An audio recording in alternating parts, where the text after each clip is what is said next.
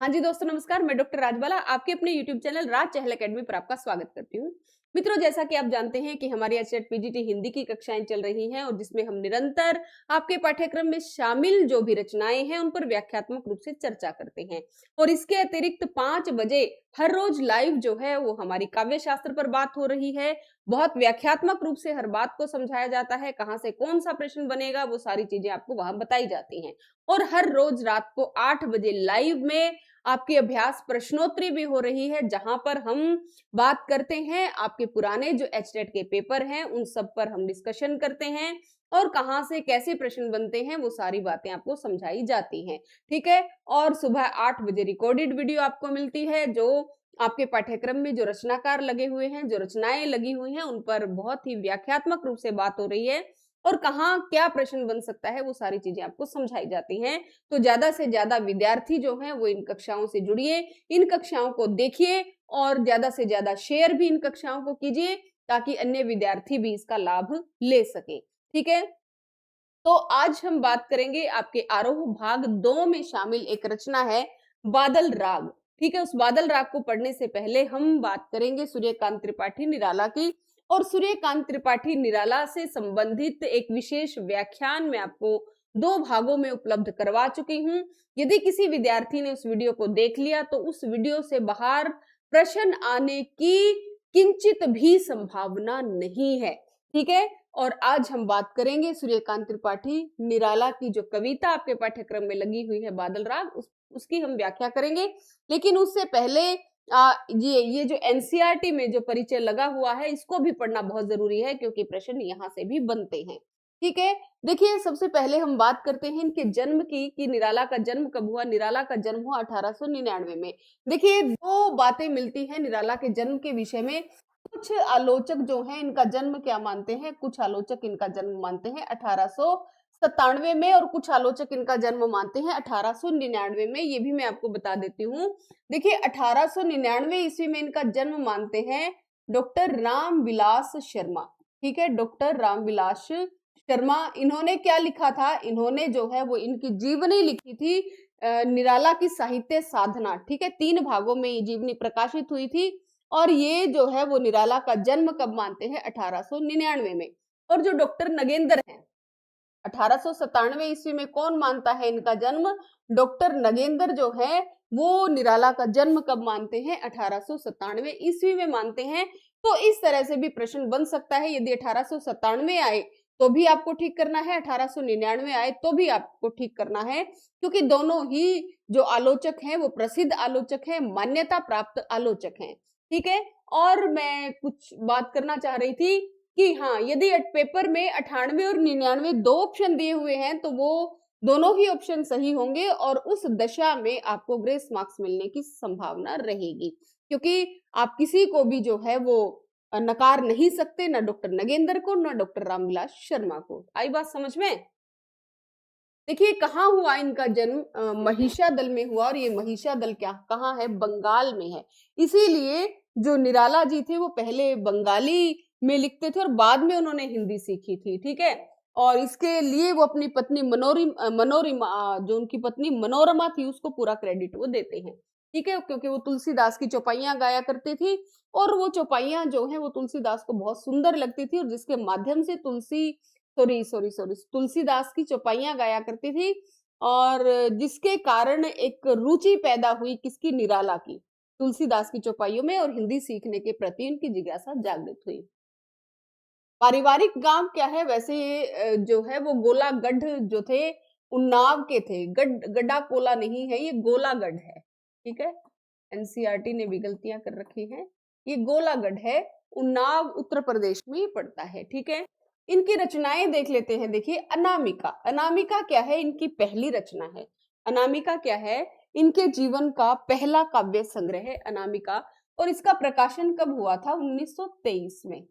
अनामिका का प्रकाशन कब हुआ था, 1923 में। और अनामिका के कितने भाग प्रकाशित हुए थे, अनामिका के 2 भाग प्रकाशित हुए थे और दूसरा भाग कब प्रकाशित हुआ था, 1938 में। सरोज स्मृति, राम की शक्ति पूजा जैसी बहुत ही प्रसिद्ध जो रचनाएं हैं वो अनामिका भाग 2 में संकलित हैं। ठीक है। परिमल है, परिमल का प्रकाशन हुआ था 1930 में।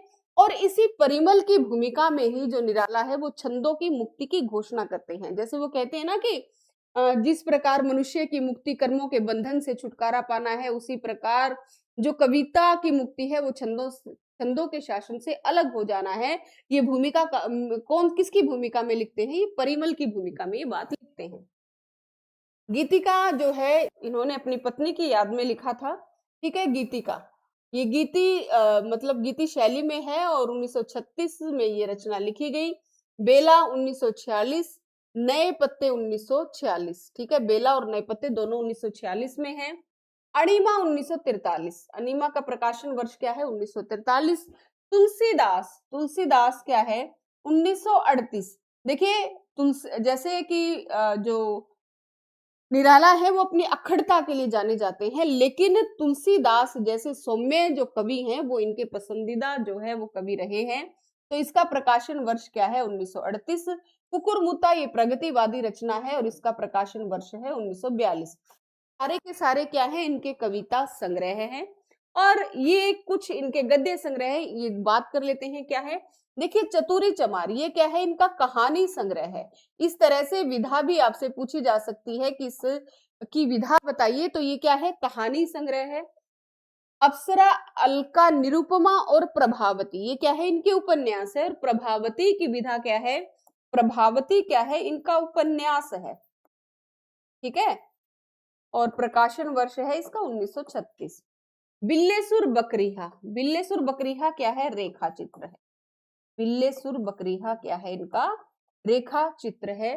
ठीक है, चोटी की पकड़ और काले कारनामे ये वैसे तो क्या है? उपन्यास है। चोटी की पकड़ और काले कारनामे दोनों ही क्या है? उपन्यास हैं। लेकिन ये दोनों ही उपन्यास क्या है? अधूरे हैं। ठीक है, उपन्यास है लेकिन अधूरे उपन्यास हैं। ठीक है, ये गद्य विधाएं हैं सारी। और इन्होंने मतवाला पत्रिका का भी संपादन किया।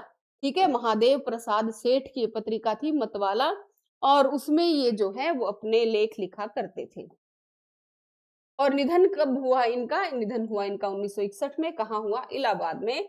नवगति नवलय ताल छंद नव, नवल कंठ नव जलद मंद रव, नव नभ के नव विहंग वृंद को नभ पर नभ स्वर दे। देखिए ये एक इनकी बहुत सुंदर सी रचना है। जैसे जो है वो एक सरस्वती जो है इसके अंदर सरस्वती वीणा है, मतलब ये गायन है इसमें। जैसे इसको गाकर भी सुनाया जा सकता है। जैसे वरदे वीणा वादिनी वरदे, वरदे वीणा वादिनी वरदे, प्रिय स्वतंत्र रव अमृत मंत्र नव, प्रिय स्वतंत्र नव अमृत मंत्र नव, भारत में भर दे, वरदे वीणा वादिनी वरदे। ठीक है, ये सरस्वती की आराधना यहाँ पर कर रहे हैं। और इस तरह से ये जो पंक्तियां हैं ये आपके लिए बहुत महत्वपूर्ण हो जाती हैं, तो आपको इन्हें भी याद करना होगा। ठीक है, कविता को नया स्वर देने वाले निराला छायावाद के ऐसे कवि हैं जो एक और कबीर की परंपरा से जुड़ते हैं, तो दूसरी ओर समकालीन कवियों के प्रेरणा स्रोत भी हैं। कबीर की परंपरा से क्यों जुड़ते हैं? क्योंकि समाज के अंदर जो भी गलत देखते हैं उसके प्रति, उसके खिलाफ ये आवाज उठाते हैं। जैसे हम कुकुरमुत्ता में देखते हैं, शोषक और शोषित की बात वहां पर करते हैं। सरोज स्मृति के अंदर भी इन्होंने बहुत से जो जैसे कन्यादान की प्रथा है उसके ऊपर व्यंग्य किया है ना। जो मतलब जो उच्च खानदान के लोग हैं उनकी कैसी वृत्ति होती है उस पर भी करारा व्यंग्य ये किया, इन्होंने किया है। ठीक है, और जो संपादक गण हैं उन पर भी ये व्यंग्य करते हुए वहां दिखाई देते हैं। ठीक है, उनका यह विस्तृत काव्य संसार अपने भीतर संघर्ष और जीवन, क्रांति और निर्माण, ओज और माधुर्य, आशा और निराशा के द्वंद्व को कुछ इस तरह समेटे हुए है कि वह किसी सीमा में बंध नहीं पाता। उनका यह निर्बंध और उदात्त काव्य व्यक्तित्व कविता और जीवन में फांक नहीं रखता। देखिए निराला जो है उनके अंदर जो है विरोधी जो बातें, उनका तारतम्य जो है वो बहुत अच्छा देखा जाता है। जैसे वैसे तो वो कविता में मुक्त छंद की बात करते हैं, छंदों की मुक्ति की बात करते हैं, लेकिन वो स्वयं जो है वो सबसे कठिन छंद का प्रयोग करते हैं। राम की शक्ति पूजा में उन्होंने शक्ति छंद का प्रयोग किया है। तुलसीदास जो इनकी रचना है, अनुष्ठुप जो छंद है संस्कृत का, उस छंद में वो रचना लिखी गई है। और कुकुर मुत्ता जैसी रचना में बिल्कुल भदेश भाषा का भी वो प्रयोग करते हुए दिखाई देते हैं। इसलिए विरोधों का सामंजस्य जो है वो इनकी रचनाओं में मिलता है। इसलिए विरोधों के सामंजस्यवादी कवि भी इनको कहा जाता है। वे आपस में घुले मिले हैं, उल्लास भी है, शोक भी है, राग भी है, विराग भी है, उत्थान भी है, पतन भी है, अंधकार भी है और क्या है, प्रकाश भी है। ठीक है। और जब वे मुक्त छंद की बात करते हैं तो केवल छंद रूढ़ियों आदि के बंधन को ही नहीं तोड़ते, बल्कि काव्य के विषय और युग की सीमाओं को भी अतिक्रमित करते हैं। ठीक है। विषयों और भावों की तरह भाषा की दृष्टि से भी निराला की कविता के कई रंग है। विरोधों का सामंजस्य देखो, एक तरफ वो क्या है, तत्सम के जो समासिक पद है, समासिक पद क्या होता है, जब बहुत लंबे लंबे कथन कहे जाएं तो उसको क्या कहा जाता है, समासिक पदावली। और ये समासिक पदावली जो है वो ओज गुण के लिए सबसे ज्यादा महत्वपूर्ण होती है। ध्वन्यात्मक बिंबों से युक्त राम की शक्ति पूजा और कठिन छंद साधना का प्रतिमान क्या है, तुलसीदास है।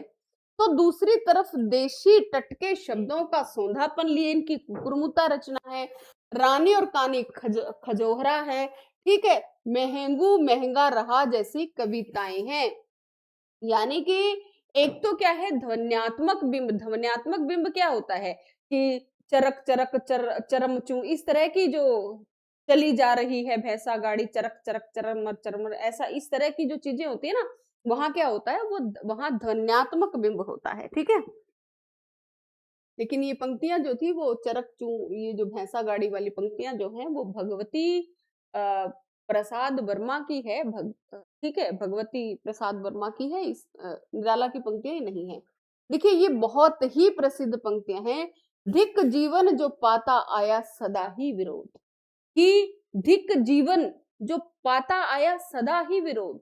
धिक जीवन जिसके, धिक साधन जिनके लिए किया सदा ही शोध, हाय जान की उद्दार प्रिया का कर ना सका, एक और मन रहा राम का जो न थका, जो नहीं मानता दैन्य, जो नहीं मानता विनय। देखिए इन पंक्तियों के माध्यम से जो निराला है वो विरोधी परिस्थितियों में भी उठकर खड़े होने का दंभ भरते हुए दिखाई देते। ठीक है। तो वो क्या है, निराला की उत्कट आत्मविश्वास और अद्भुत जिजीविषा के वो कवि हैं। ये पंक्तियां दर्शाती हैं कि चाहे जीवन में साधनों की कमी है, ठीक है, लोग जो हैं वो कहीं ना कहीं हमारा अपमान कर रहे हैं, हमें जीवन में वो नहीं मिल पाया जो हम चाहते हैं, लेकिन हमें कभी भी जो है वो हार करके बैठना नहीं चाहिए, निरंतर प्रयास करते रहना चाहिए। जो हार नहीं मानते, निराशा के क्षणों में भी शक्ति की मौलिक कल्पना करते हैं। राम की शक्ति पूजा का एक बहुत बहुत अच्छा प्रसंग है, आपको पता ही होगा कि जो मतलब कि जब सीता की मुक्ति का स्वर इसके अंदर दिखाई देता है कि जब रावण जो है वो राम के ऊपर पूरी तरह से हावी हो जाते हैं, तो राम कहीं ना कहीं जो है वो उनका मनोबल टूट जाता है राम का। और जामवंत जो है वो उन्हें शक्ति की आराधना करने के लिए सलाह देते हैं, शक्ति की करो मौलिक कल्पना, ऐसी बात वो कहते हैं। और फिर जो राम है वो युद्ध को छोड़ करके तपस्या में लग जाते हैं, और जो शक्ति है वो एक फूल चुरा करके ले जाती है। ठीक है। ताकि वो चाहती है कि राम की वो परीक्षा ले। लेकिन जब राम जब बढ़ाते हैं, क्योंकि पूजा का अंतिम दिन था और जो है वो शक्ति की मौलिक कल्पना कर रहे थे, तो कहीं ना कहीं तपस्या पूरी होने को थी, लेकिन जो शक्ति है वो दुर्गा जो है वो एक पुष्प उठा करके ले जाती है राम की परीक्षा लेने के लिए। लेकिन जो राम है वो उठ भी नहीं सकते थे क्योंकि तपस्या भंग हो जाती। तो उन्हें याद आया कि माँ जो है वो उन्हें नील कमल कहा करती थी, उनकी आंखों को नील कमल के समान मानती थी। तो उन्होंने कहा कि मेरे पास तो दो दो नील कमल है और मुझे तो एक ही चाहिए। और वो कहते हैं कि मैं अपने जो आंखें हैं वो नील कमल के स्थान पर चढ़ा देता हूँ। जैसे ही जो रामचंद्र हैं उन्होंने अस्त्र उठाया और आंखें निकालने को हुए, तुरंत देवी ने जो है वो प्रत्यक्ष रूप से दर्शन देकर उनके हाथ पकड़ लिए और कहा कि मैं तुम्हारी जो आराधना है उससे प्रसन्न होती हूँ और तुम्हें जो है वो विजित होने का वरदान देती हूँ। तो इस तरह से ये पूरी की पूरी जो है ये राम की शक्ति पूजा, ये क्या है, लंबी कविता है।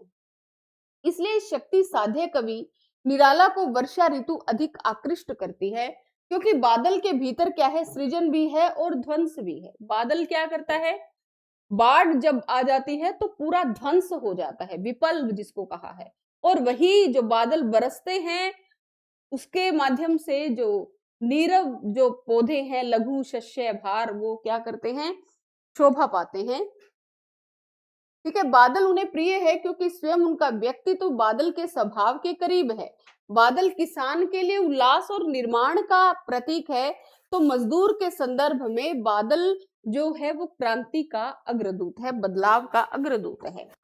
बादल राग कविता जो है वो अनामिका में 6 खंडों में प्रकाशित है। देखिए ये जो है ये आपके लिए बहुत बहुत महत्वपूर्ण है कि कितने खंडों में प्रकाशित है। बादल राग जो कविता है कितने खंडों में है, 6 खंडों में है। कहाँ संकलित है, अनामिका में संकलित है।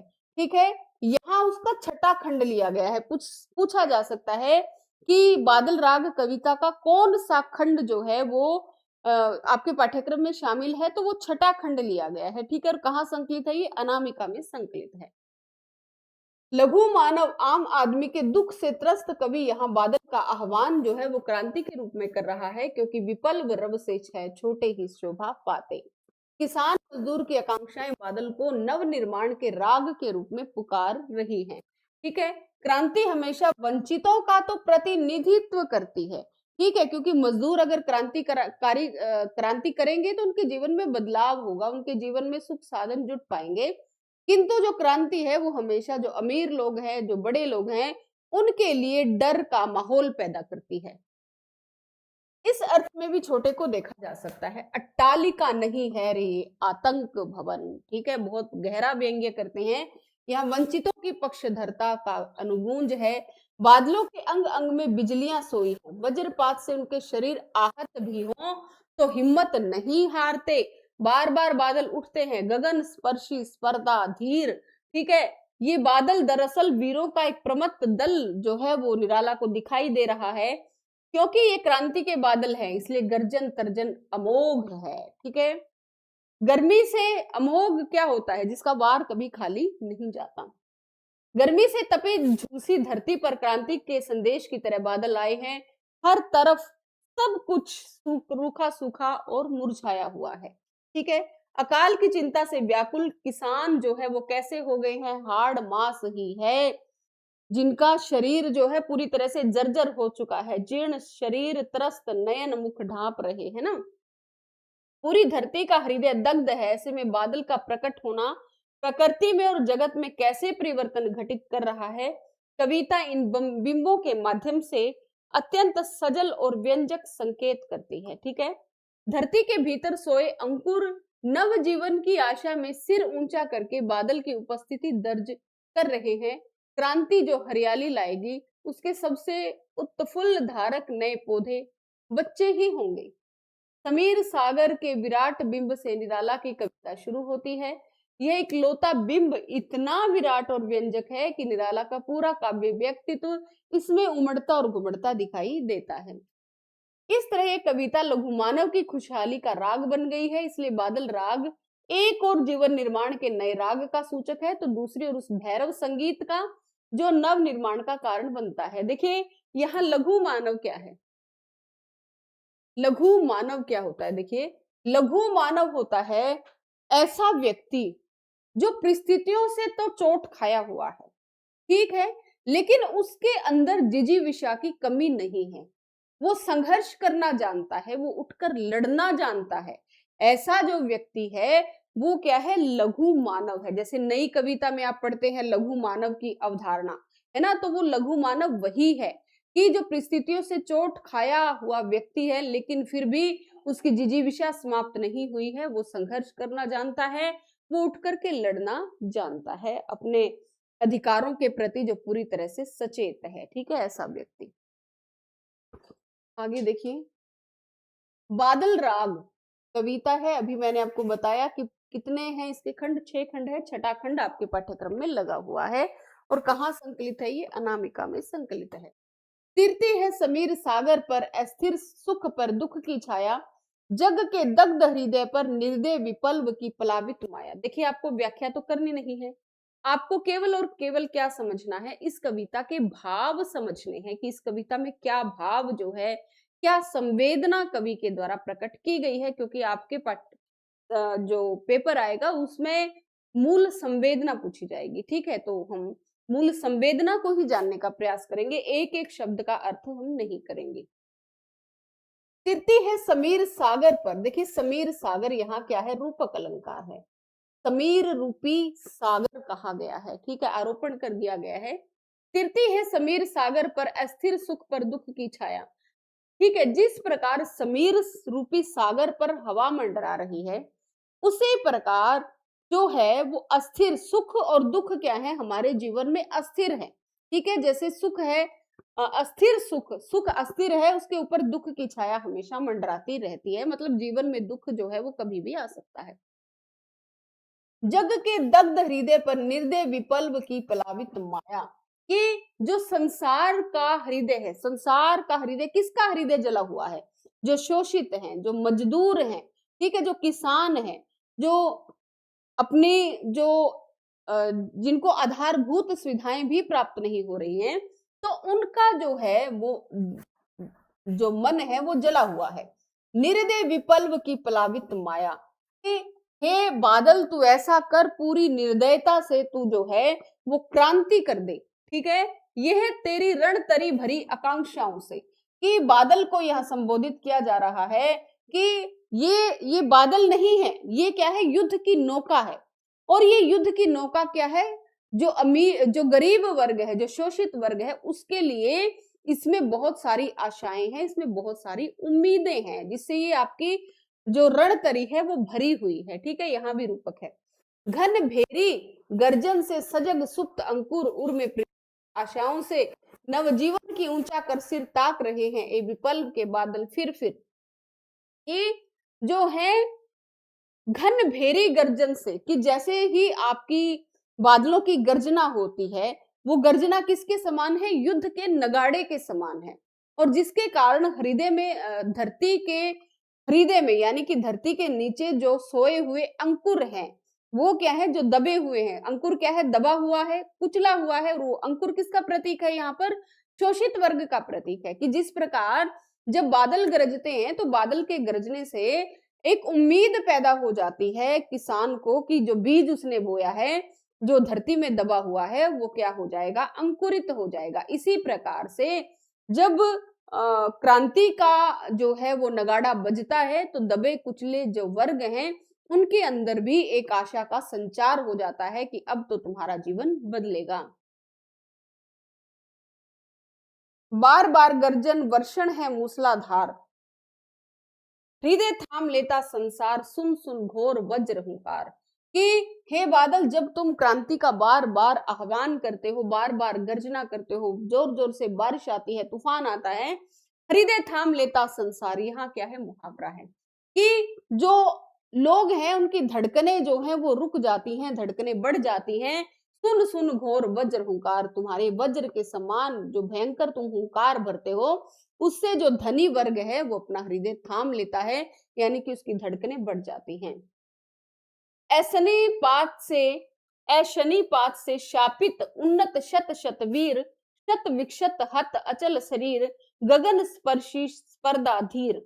ठीक है, वो क्या कहते हैं? देखिए, सुन सुन घोर वज्र ओंकार, अशनिपात, अशनिपात मतलब तुम्हारी जब बिजली गिरती है, शापित उन्नत शत शत वीर, कि उस बिजली के कारण, उस बिजली के गिरने के कारण जो लोग बहुत ज्यादा उन्नति कर चुके हैं, जो बहुत ज्यादा विकास कर चुके हैं, उनके शत शत वीर, उनके जो शरीर हैं वो क्या हो जाते हैं? वो ऐसे सैकड़ों उन्नत जो लोग हैं वो तुम्हारे उस मूसलाधार से, गर्जन से शापित हो जाते हैं, यानी उनके जीवन के अंदर वो शाप के रूप में, श्राप के रूप में प्रवेश करता है। शत विक्षत हत अचल शरीर, कि जो अचल शरीर, अचल का मतलब होता है यह पहाड़, कि जिस प्रकार जो पहाड़ हैं जो बहुत ऊंचे ऊंचे होते हैं, वे ऊंचे पहाड़ जब बादल गरजता है, बिजली पड़ती है, तो उनके अंदर क्या हो जाता है, दरारें पड़ जाती हैं। ठीक है, लेकिन जो हंसते हैं छोटे पौधे लघु भार, ठीक है, कि जो छोटे पौधे हैं जिनके ऊपर भार नहीं है, यानी जो शोषित वर्ग है, वो उस क्रांति के माध्यम से उसमें क्या होता है, उसमें नव जीवन का संचार होता है। लेकिन जो अचल शरीर है वो क्या है, वो शत विक्षत हो जाते हैं, धराशाही हो जाते हैं, उनमें दरार पड़ जाती है।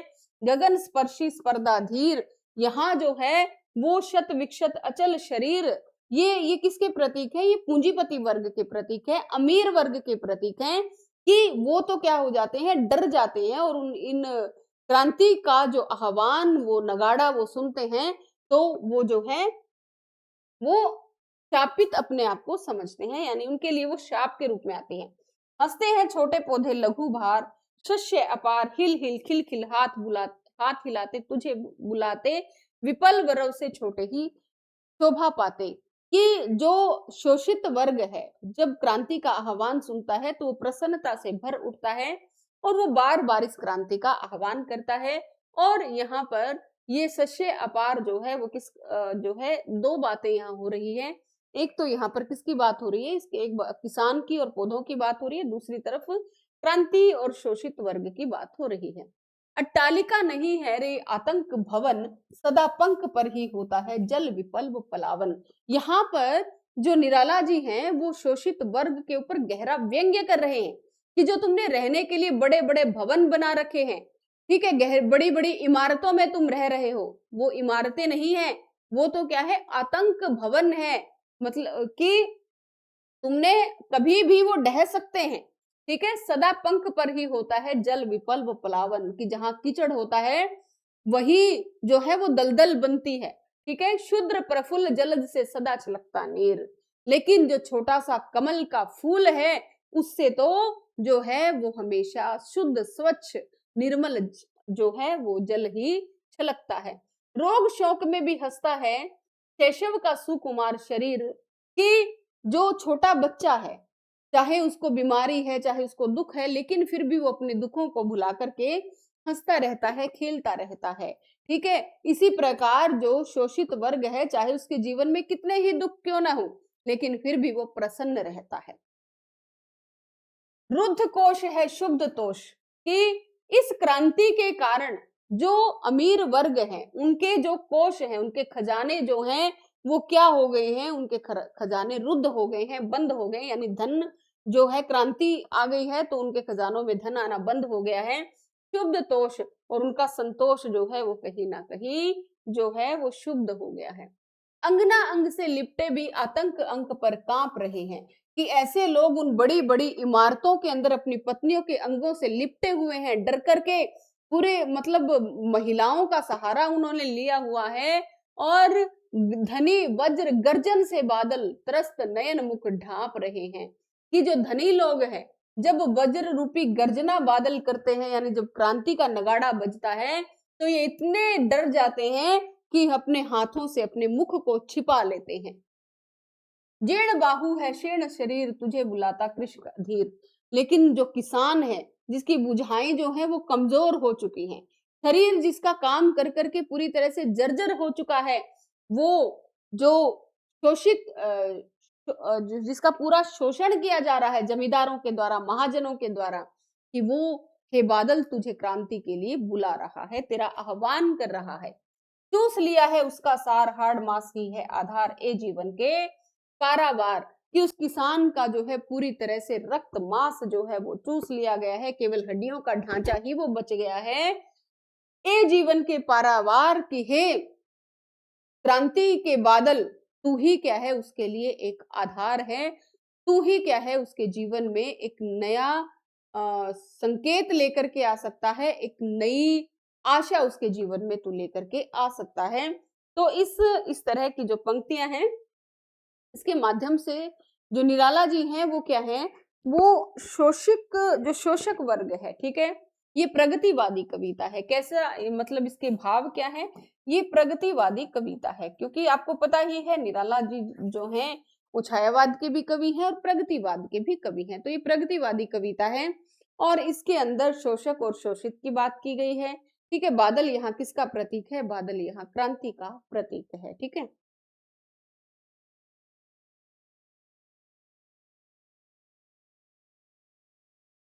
ये आप कर ही लेंगे, ठीक है। शत विक्षत लहू लुहान बुरी तरह से घायल, हत का मतलब घायल, शिष्य हरा।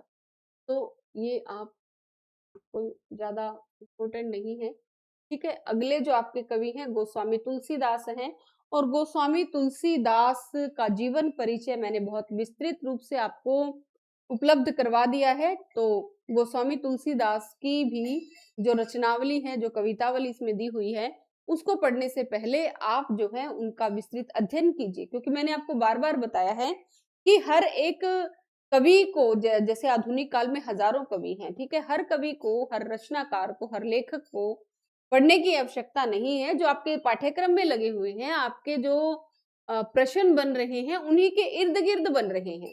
यानी केवल यही नहीं कि यहाँ से आपने निराला को पढ़ लिया केवल। देखिए जैसे कि हमने अभी निराला का यहाँ पर जो देखा है, जीवन परिचय यहाँ दिया हुआ है इतना सा, ठीक है, रचनाओं की भी बात हो रही है, सारी बातें हो रही है, लेकिन केवल इन्हीं से काम चलने वाला नहीं है, ठीक है। आपको बहुत गहरा अध्ययन करना होगा निराला का, निराला से संबंधित जो भी चीजें हैं वो आपको पढ़नी होंगी, ठीक है। तभी और प्रश्न जो है वो वहीं से बनेंगे, ठीक है। जैसे सिर्फ और सिर्फ यहाँ ये दिया हुआ है, अभी मैंने आपको बताया नगेंद्र के अनुसार भी पूछा जा सकता है, इनकी रचनाएं मतलब इनका प्रकाशन वर्ष भी पूछा जा सकता है, इनके अंदर इनकी विषय वस्तु क्या है वो भी पूछी जा सकती है, ठीक है। इनमें अधूरा कौन सा है, पूरा कौन सा है, हर बात किसी भी तरीके से प्रश्न बन सकता है। तो आप पहले जो है व्याख्यात्मक रूप से पढ़िए उनके विषय में, फिर जो है आपको रचना की मूल संवेदना के बारे में पता होना चाहिए, और सिर्फ ये पता होना चाहिए कि ये रचना कहाँ संकलित है और कितने भागों में संकलित है, वो सारी चीजें आपको देखनी होंगी। जहां से भी प्रश्न बन सकता है वहां मैं आपको पूरी तरह से अवगत करवा देती हूँ कि आपका यहाँ से प्रश्न बनेगा, और उसी तरह से आप जो है वो अपने तैयारी को कीजिएगा, ठीक है। तो आज के लिए इतना ही, और मिलते हैं कल अगली कक्षा में। धन्यवाद। जय हिंद, जय हिंदी।